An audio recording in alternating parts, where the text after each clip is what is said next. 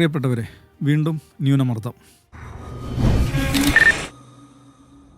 Lamine Yamal എന്നത് മനുഷ്യചോദനയെ പ്രചോദിപ്പിക്കുന്ന ഏറ്റവും പ്രവേശശക്തിയുള്ള പേരാണെന്ന് 2007 July 13 ബാഴ്സലോണക്കടുത്ത ഒരു ദരിദ്രചേരിയിൽ മൊറോക്കോയിൽ നിന്ന് കുടിയേറിയ അച്ഛൻ്റെയും എക്വറ്റോറിയൽ ഗിനിയയിൽ നിന്ന് കുടിയേറിയ അമ്മയുടെയും മകനായി ജനിച്ച യമാൽ എന്ന 19-കാരൻ എങ്ങനെയാണ് ലോകത്തിൻ്റെ വിസ്മയമായതെന്ന് കഴിഞ്ഞ ദിവസങ്ങളിൽ നാം കണ്ടു. യമാലിൻ്റെ നേട്ടങ്ങളെക്കുറിച്ചോ പുൽത്തകിടിൽ അവൻ തീർക്കുന്ന വിസ്മയങ്ങളെക്കുറിച്ചോ വിശദീകരിക്കാനല്ല ഇവിടെ ഉദ്ദേശിക്കുന്നത്. യമാൽ എല്ലാ നിലക്കും ഇന്ന് ആഘോഷിക്കപ്പെടുന്നുണ്ട്. അവൻ അതർഹിക്കുന്നുമുണ്ട്. അവൻ്റെ പേരിൻ്റെ കൂടെ ചേർക്കാൻ ഒത്തിരി വിശേഷങ്ങളുണ്ട്.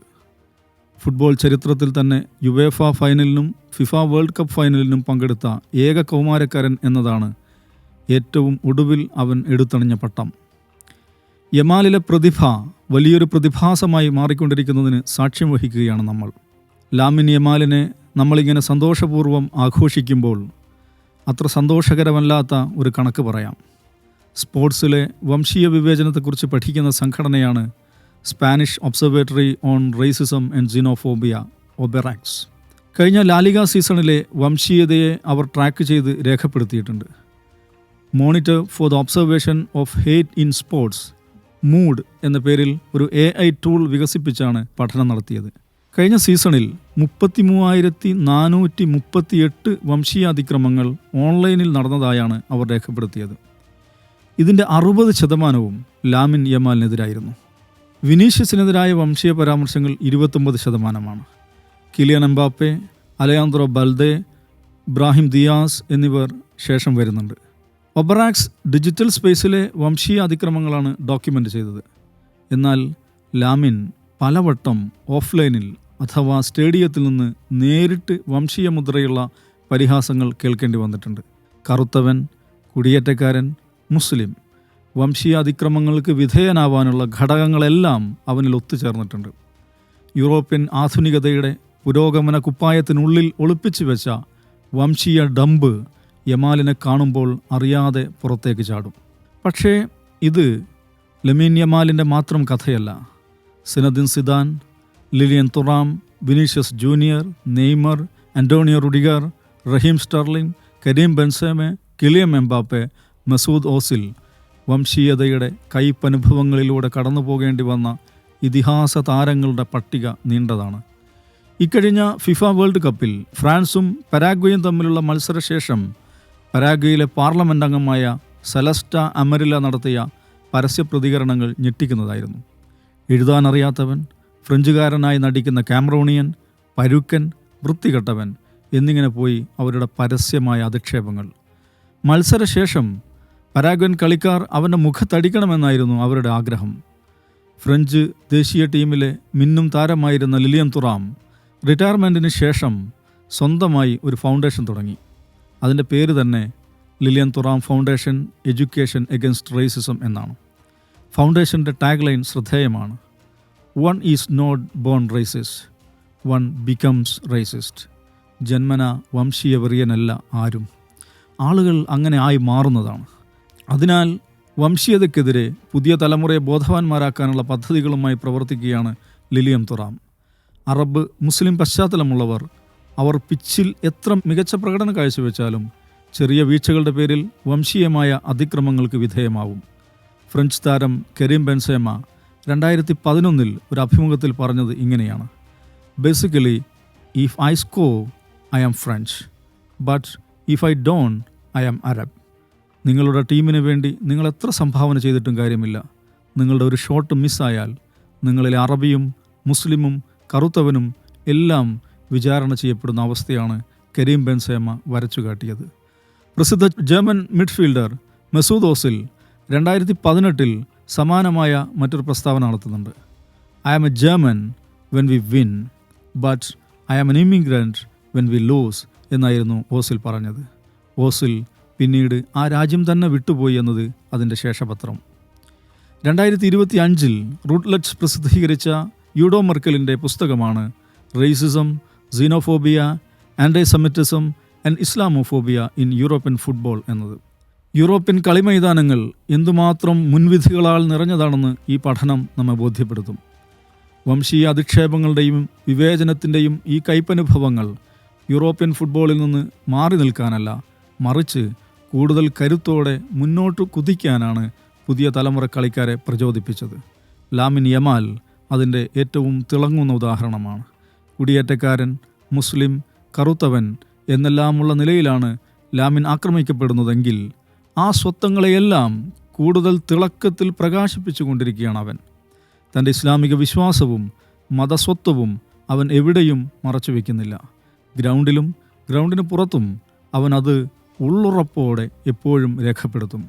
രാഷ്ട്രീയ നിലപാടുകളുടെ കാര്യത്തിലും ലാമിൻ യമാലിന് അമ്മായിക്കളിയില്ല. പറയേണ്ടത് അവൻ പറഞ്ഞു പോകും. ബാഴ്സലോണ വിജയത്തിന് ശേഷമുള്ള വിജയയാത്രയിൽ ഫലസ്തീൻ പതാക ഉയർത്തിപ്പിടിച്ചു നിൽക്കുന്ന ലാമിൻ്റെ ഒരൊറ്റ ദൃശ്യം മതി എന്തുമാത്രം നിലപാടുകളിലെ ദാർഢ്യവും കൃത്യതയുമുണ്ട് അവനെന്ന് തിരിച്ചറിയാൻ. നാഷണൽ സ്ക്വാഡിലാണെങ്കിലും ക്ലബ് മത്സരങ്ങളിലാണെങ്കിലും ഇത്തരം മനുഷ്യരുടെ സാന്നിധ്യം ഇന്ന് മുമ്പത്തേക്കാൾ വർദ്ധിച്ചു വരികയാണ്. അതായത് വംശീയ മുൻവിധികളും അവഹേളനങ്ങളും ഏറ്റ് തളർന്നു പോവുകയല്ല, കുതിച്ചു മുന്നേറുകയാണ് കുടിയേറ്റക്കാരുടെ പുതിയ തലമുറ.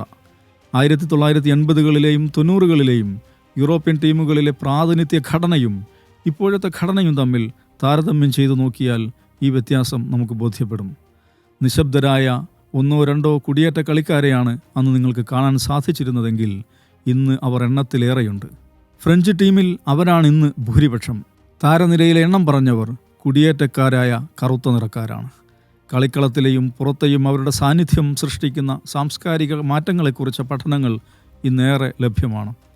യൂറോപ്പിലെ ഫുട്ബോൾ ഗ്രൗണ്ടുകൾ ഒരു പോസ്റ്റ് കൊളോണിയൽ കോണ്ടാക്ട് സോൺ ആയി മാറിക്കഴിഞ്ഞിരിക്കുന്നുവെന്നതാണ് വാസ്തവം. കൊളോണിയലിസം ചവച്ചു തുപ്പിയ നാടുകളിലെ മനുഷ്യരുടെ പിന്മുറക്കാർ നടത്തുന്ന നാഗരികമായ തിരിച്ചടിയുടെ അടയാളമായി ഇതിനെ കാണാൻ കഴിയും. തങ്ങൾ അടിമകളാക്കി ചവച്ചരച്ച ഒരു മേധാശക്തിയോട് കോളനി ജനത നടത്തുന്ന ഭാവാത്മകമായ പ്രതികരണമായി ഇതിനെ കാണാം. സിനദിൻ സിദാൻ മുതൽ ലമീൻ യമാൽ വരെയുള്ളവർ വംശീയ വെറിയുടെ ഇരകളായി എന്നത് വസ്തുതയായിരിക്കെ തന്നെ ഇതിന് ഒരു മറുവശവുമുണ്ട്. ഇത്തരം കളിക്കാരുടെ സാന്നിധ്യവും പെർഫോമൻസും യൂറോപ്യൻ വർണ്ണഡംപിനെ നനുത്ത സ്പർശമായി വന്ന് അലിയിച്ചില്ലാതാക്കുന്നു എന്നതാണത്. അമേരിക്കയിലെ സ്റ്റാൻഫോർഡ് യൂണിവേഴ്സിറ്റിക്ക് കീഴിലുള്ള ഇമിഗ്രേഷൻ പോളിസി ലാബ് 2021 പുറത്തിറക്കിയ ഒരു ഗവേഷണ പഠനമുണ്ട്. ദ സലാ ഇഫക്റ്റ് എന്നാണ് അവർ ആ പഠന പദ്ധതിക്ക് പേർ നൽകിയത്. ഈജിപ്ഷ്യൻ താരമായ മുഹമ്മദ് സലാഹിൻ്റെ ലിവർപൂൾ FC സാന്നിധ്യം ഇസ്ലാമോഫോബിയയെയും ഹെയ്റ്റ് ക്രൈമിനെയും കുറക്കുന്നതിൽ വഹിച്ച പങ്ക് അന്വേഷിക്കുന്നതാണ് ആ പഠനം. ബ്രിട്ടനിലെ ഫുട്ബോൾ ആരാധകരുടെ 15 മില്യൺ ട്വിറ്റർ പോസ്റ്റുകളെ പഠനവിധേയമാക്കുന്ന പ്രോജക്റ്റായിരുന്നു അത്. സലാഹിൻ്റെ ലിവർപൂളിലെ വരവിന് ശേഷം മുസ്ലിം വിരുദ്ധ ട്വീറ്റുകളുടെ എണ്ണം 7.2% നിന്ന് 3.4% കുറഞ്ഞുവെന്നതാണ് അവരുടെ കണ്ടെത്തൽ. തങ്ങൾ ഇതുവരെ അറപ്പോടെ കണ്ടിരുന്ന ഒരു കൂട്ടരെ ചേർത്ത് പിടിക്കുന്നതിലേക്ക് സലാഹ് തങ്ങളെത്തിച്ചുവെന്ന് ആ പഠന പ്രൊജക്റ്റിൻ്റെ ഭാഗമായ ലിവർപൂൾ ആരാധകരിൽ പലരും പറയുകയുണ്ടായി. ബ്ലാങ്ക് ബ്യൂർ എന്നത് ഫ്രഞ്ച് സാംസ്കാരിക ലോകത്ത് ആഘോഷിക്കപ്പെട്ട മുദ്രാവാക്യമാണ്. ബ്ലാങ്ക് എന്നാൽ വെളുത്തവൻ. ഉത്തരാഫ്രിക്കയിലെ അറബികളെ കുറിക്കാൻ ഫ്രഞ്ചുകാർ ഉപയോഗിക്കുന്ന പ്രയോഗമാണ് ബ്യൂർ. കറുത്തവനും വെളുത്തവനും അറബിയും ചേർന്നൊരു ഫ്രാൻസ് എന്ന ആശയമാണ് അത് മുന്നോട്ട് വെച്ചത്. ഫ്രാൻസിൻ്റെ 1998 വേൾഡ് കപ്പ് വിജയത്തെ തുടർന്നാണ് ഈ മുദ്രാവാക്യം ഫ്രഞ്ച് പൊതുവിടത്തിൽ വ്യാപകമാകുന്നത്. ഒരു ഭാഗത്ത് ഫ്രഞ്ച് തീവ്ര വലതുപക്ഷം തിടം വെച്ച് ശക്തിപ്പെട്ടുകൊണ്ടിരിക്കെ തന്നെയാണ് ബ്ലാങ്ക് ബ്യൂർ ഫ്രാൻസിൻ്റെ അന്തരീക്ഷത്തിൽ ചലനം സൃഷ്ടിച്ചു തുടങ്ങിയത്. Marcel Desailly, Patrick Vieira, Zinedine Zidane, Thierry Henry, Lilian Thuram എന്നിങ്ങനെ കുടിയേറ്റക്കാരും കറുത്തവരും മുസ്ലിങ്ങളും അടങ്ങുന്ന കിടിലൻ കളിക്കാരുടെ പടയായിരുന്നു അന്ന് ഫ്രാൻസിന് കപ്പ് നേടിക്കൊടുത്തത്. ബ്ലാങ്ക് ബ്യൂർ എന്ന മുദ്രാവാക്യം ആ രാജ്യത്തിൻ്റെ അന്തരീക്ഷത്തിൽ ഉച്ചത്തിൽ മുഴങ്ങി. ഊദോ മെർക്കലിൻ്റെ പുസ്തകത്തിൽ സ്ഥാപിക്കുന്നത് പോലെ വെറുപ്പും മുൻവിധികളും കൊണ്ട് നിറഞ്ഞതാണെങ്കിലും അതിനെയെല്ലാം മറികടന്ന് കാൽപന്ത് ഉരുണ്ട് പോയിക്കൊണ്ടേയിരിക്കുകയാണ്. ലാമിൻ യമാലിനെയും മുഹമ്മദ് സലാഹിനെയും കിലിയൻ എംബാപ്പയെയും അവരുടെ കളി മികവിൻ്റെ പേരിൽ സ്നേഹിക്കുന്ന തലമുറ വളർന്നു വരികയാണ്. സിനദിൻ സിദാൻ മുതൽ ലാമിൻ യമാൽ വരെയുള്ള പ്രതിഭകളുടെ നിര ഫുട്ബോൾ മൈതാനത്ത് മാസ്മരികത സൃഷ്ടിച്ചവരാണ്. അതിലപ്പുറം അവർ വലിയ ചേഞ്ച് ഏജൻറ്റുമാരായിരുന്നു എന്ന് ഇന്ന് നമ്മൾ തിരിച്ചറിയുന്നുണ്ട്. കാനഡയിലും മെക്സിക്കോയിലും അമേരിക്കയിലുമായി നടന്ന ഈ ലോകകപ്പിൻ്റെ വേദികളിൽ ഏറ്റവും കൂടുതൽ പാറിയ പതാക മത്സരത്തിൽ പങ്കെടുക്കാത്ത ഫലസ്തീൻ്റെ പതാകയായിരുന്നു. പടിഞ്ഞാറോട്ട് പടർന്നു കയറുന്ന ഫലസ്തീൻ ലോകകപ്പ് വേദികളിലെയും സജീവ സാന്നിധ്യമായി. ലോകത്ത് മനുഷ്യർ ഏറ്റവും കൂടുതൽ പങ്കാളികളാവുന്ന സാംസ്കാരിക സംരംഭമാണ് ലോകകപ്പ് ഫുട്ബോൾ. അധീശ രാഷ്ട്രീയത്തിനെതിരായ ഇടപെടലുകളുടെ വലിയ ഇടമായി ഫുട്ബോളും അനുബന്ധ ചർച്ചകളും മാറിവരുന്നുവെന്നത് വലിയ പ്രതീക്ഷയാണ്. അതിൽ അസ്വസ്ഥപ്പെടുന്നവരും എമ്പാടുമുണ്ട്.